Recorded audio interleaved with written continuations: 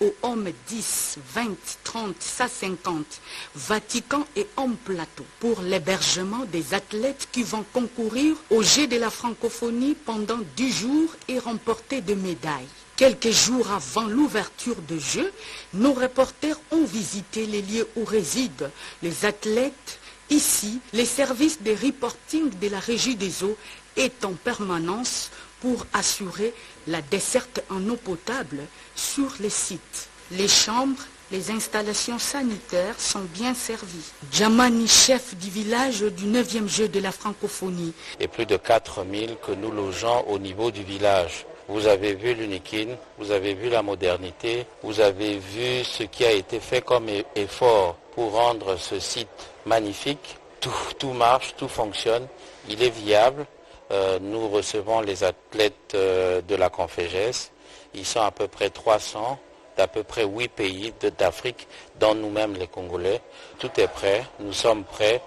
Tout le pays est mobilisé parce que c'est plus de 42 pays de l'espace francophone qui vont envoyer leurs représentants. Ça sera une très grande opportunité pour le pays. Sur place, nous avons trouvé la délégation de l'équipe du Burkina Faso qui venait d'arriver. Bienvenue Sawadogo, spécialiste des 400 mètres en parc. Pour le moment, nous pouvons dire que les conditions ça va, nous sommes bien logés, on mange très bien et puis bon.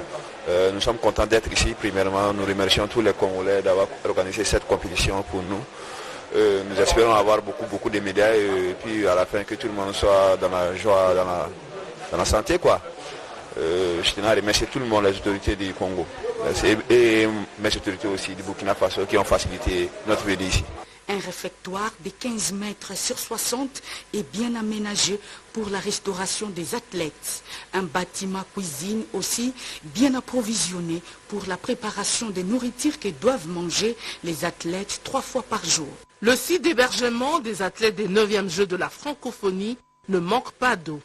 L'eau coule des robinets dans toutes les installations où sont logées les premières délégations des athlètes, précisément au Home 10 de l'Université de Kinshasa. L'entreprise générale de construction de Kinshasa qui a procédé à la réhabilitation de ce home de l'Unikin précise.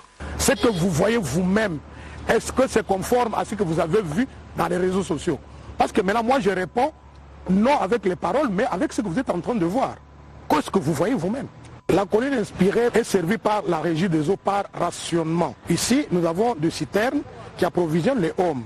Je ne sais pas, les ennemis de jeu se servent pour dire qu'il y a eu ceci ou cela. Des pavillons complètement réhabilités selon les normes internationales des logements, des chambres en passant par la cuisine et les installations, tout est au point.